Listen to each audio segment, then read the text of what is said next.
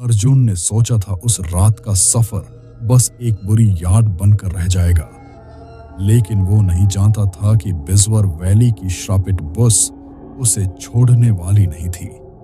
जिस सीट पर लड़की चीख रही थी, जिस हवा में जाली हुई लाश की बू घम रही थी और जिस शीशे में सेफ्ट शादी वाली औरत का चेहरा दिखा था, वो सब सिर्फ शुरुआत थी। इस बार राज और गहरा होगा, साया और करीब आएगा और अर्जुन को पता चलेगा कि वो किसी एक भूत से नहीं बल्कि एक अधूरी मौत, एक पुरानी बद्दुआ और एक खूनी वफादारी से बंधी आत्मा के बीच फंस चुका है। तो अर्जुन ने पिछली रात देखा, वो बस एक चेतावनी थी।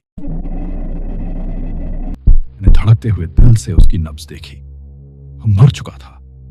एक यात्री चीख पड़ी, हाय राम, ये कैसे मर गया?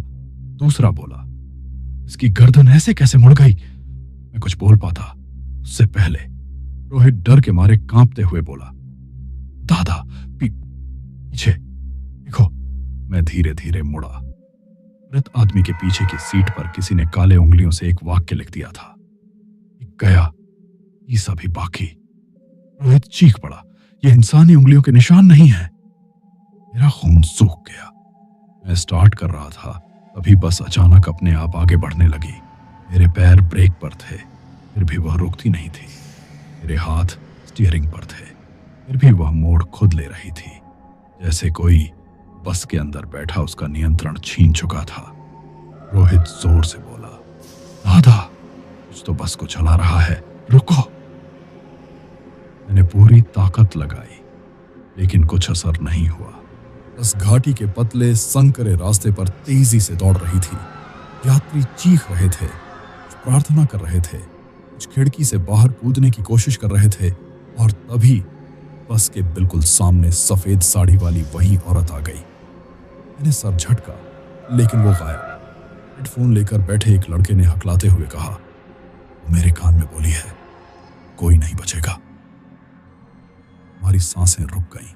अचानक बस में किसी चीज के जलने की गंध आने लगी। रोहित ने पीछे चिल्लाया, सब लोग सीट पर बैठ जाओ, बस में आग लग रही है। लेकिन कोई धुआं नहीं था, ना कोई लपट, ना कोई आग। फिर भी हर सीट, हर कोना जले हुए मृत शरीर जैसी गंध से भर गया था। और तभी सीट नंबर 12 वाली लड़की ने चिल्लाया, ये सीट गर्म हो रही है, ये जल रही है। रोहित पहुंचा, उसने हाथ लगाया।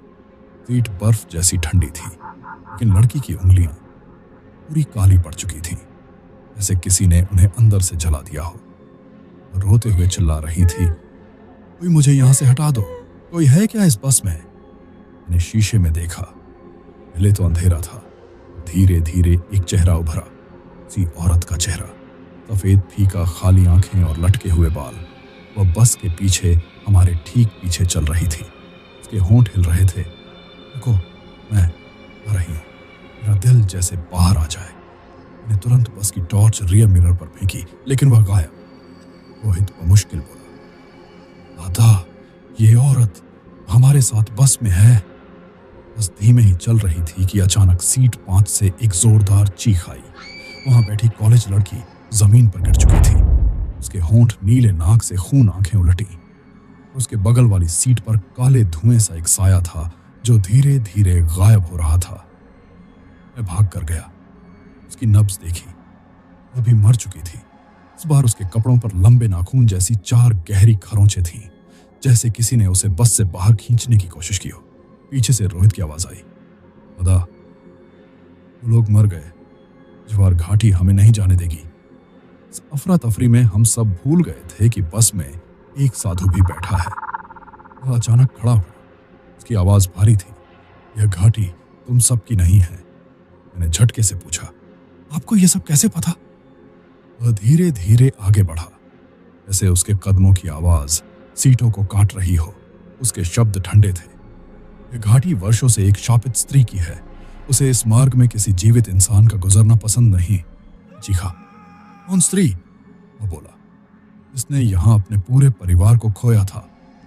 आखिरी बार बस को रोकने की कोशिश में खुद ही मर गई थी। यात्री से सक उठे। साधु ने आगे कहा, राज, उसी रात की बरसी है। मेरे हाथ ठंडे हो गए। इसका मतलब उसी रात उसी रास्ते पर उसी मौत की कहानी में फंस चुके थे। रोहित ने दुखी आवाज में पूछा, हम कैसे बचेंगे? साधु ने उत्तर दिया, शायद कोई भी नहीं बचेगा। अचानक पूरी बस की खिड़कियों पर एक साथ हाथों के निशान उभर आए, लाल गहरे चिपचिपे जैसे ताजे खून से बने हों। बस में एक साथ 31 चीखें गूंजी।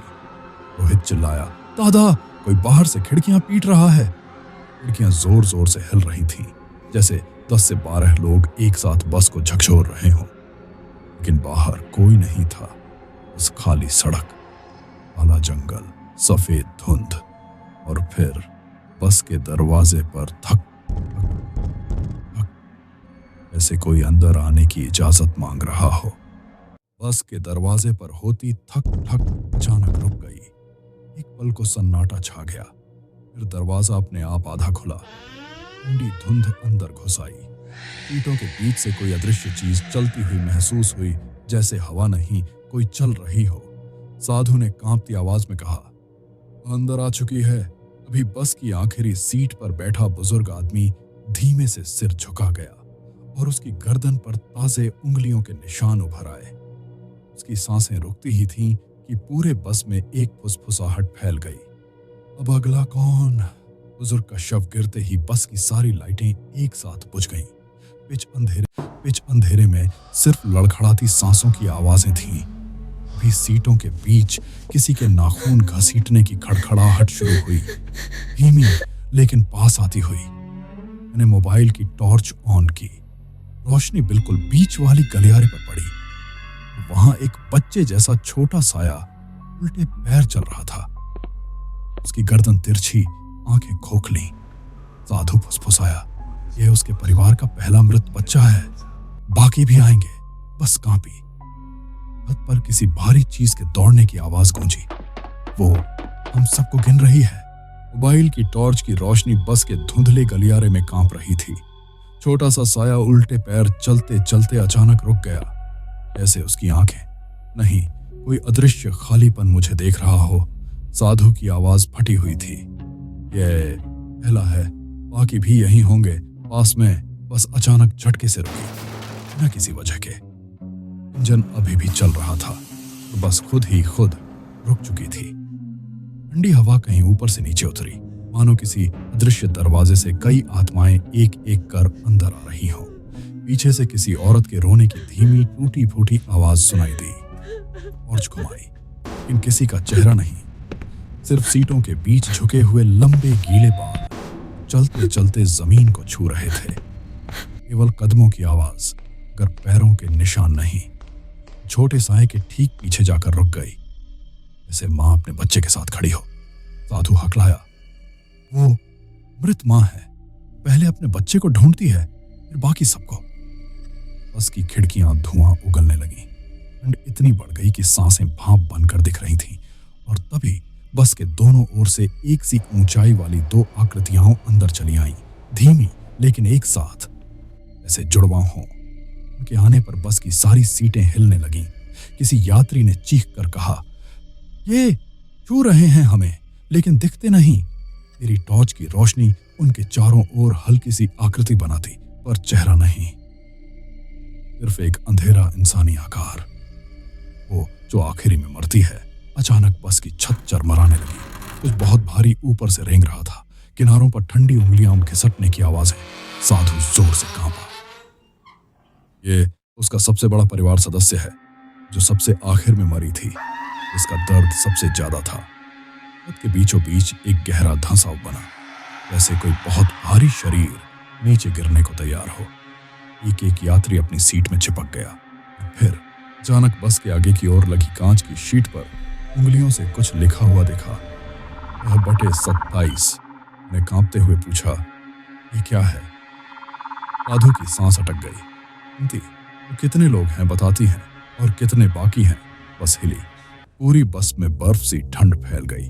अचानक सब परछाइयां एक साथ मुड़कर आगे की ओर देखने लगीं, जैसे वे किसी 7वीं चीज का इंतजार कर रही हों। छोटी बच्चा परछाई ने पहली बार आवाज निकाली, बहुत धीमी लेकिन सीधी मेरी तरफ।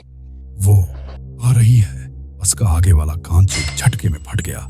धुंध अंदर उमड़ पड़ी और उस धुंध में एक ऊंची टेढ़ी धीमी धीमी चलती हुई आकृति बनती गई। लंबे हाथ, जमीन तक लटकते बाल और चेहरे पर सिर्फ एक गहरा साया। सब मृत परछाइयां उसके पीछे लाइन में खड़ी हो गईं। साधु घुटनों के बल गिरा। ये पूरी परिवार है, ये अपने बराबर की गिनती पूरी करेगी। हमारे बीच से लोगों को लेकर मैंने टॉर्च उठाई तो देखा कांच पर अब लिखा था 6/27। अगली गिनती शुरू। बस की हर सांस जैसे ठहर गई थी और उसी सन्नाटे में कांच पर उभरा वो लिखा हुआ 6/27। अगली गिनती शुरू। मानो किसी अदृश्य हाथ ने, किसी मुर्दा उंगली ने बस के भीतर मौत की गिनती लिख दी हो। अब बचने का कोई रास्ता नहीं, क्योंकि गिनती अभी बस शुरू हुई है। To be continued. परिवार का कातिल कौन? तो हमारे चैनल स्पूकी टकीज को लाइक, सब्सक्राइब और बेल आइकॉन जरूर दबाओ।